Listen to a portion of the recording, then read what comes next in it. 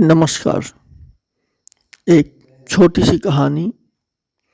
एक नगर में एक मंदिर का निर्माण हो रहा था। 3 लोग पत्थर तोड़ रहे थे।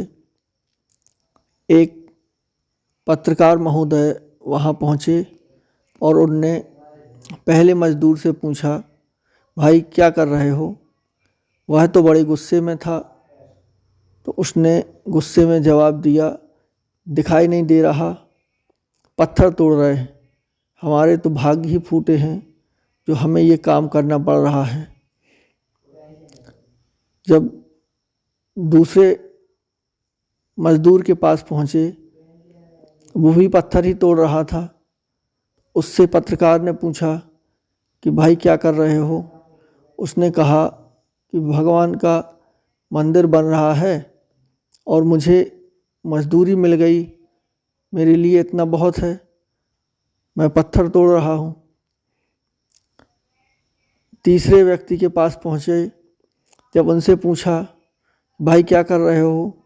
वो तो बड़े प्रसन्न था, बहुत खुश दिख रहा था और उसने बहुत ही खुशी खुशी जवाब दिया कि हमारा तो बहुत बड़ा सौभाग्य कि गांव में भगवान का मंदिर बन रहा है और मुझे उस मंदिर में काम करने का अवसर मिला, और इससे भी बड़ा भाग्य है कि उसकी मजदूरी भी मिलेगी, तो हमारे लिए तो दोहरा लाभ है।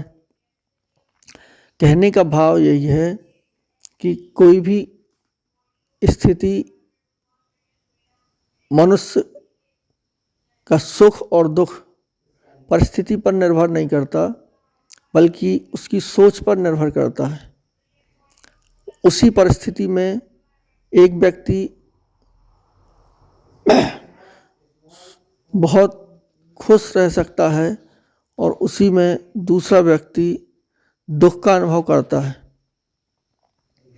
वास्तव में भौतिक वस्तुओं में सुख और दर्पण में मुख होता नहीं है, केवल दिखाई देता है। और जैसी हमारी मन की स्थिति होती है, वैसा ही हमें सुख और दुख का अनुभव होता है। यदि हमारी सोच सकारात्मक है तो उसी स्थिति में हम सुख का अनुभव कर सकते हैं, और यदि सोच नकारात्मक है तो वही स्थिति सब कुछ होते हुए भी हम दुखी और अशांत रह सकते हैं। इसलिए अगर हमें सुखी और आनंदित रहना है तो जो भी काम हमें ईश्वर ने दिया है उसको हम खुशी खुशी और आनंद पूर्वक भगवान का धन्यवाद करते हुए उस कार्य को करें, तो उस काम में आनंद महसूस होगा। और आनंद हमेशा कर्म करते हुए ही प्राप्त होता है।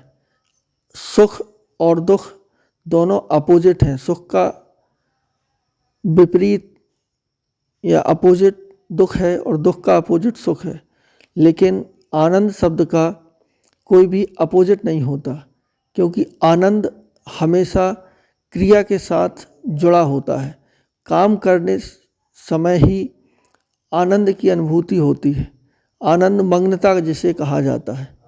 तो अगर हमें आनंदित रहना है तो जो भी काम ईश्वर ने हमें सौंपा है उस काम को शांत भाव से भगवान का प्रसाद समझकर और अपना रोल समझकर उसको करते रहें और भगवान का धन्यवाद देते रहें। धन्यवाद।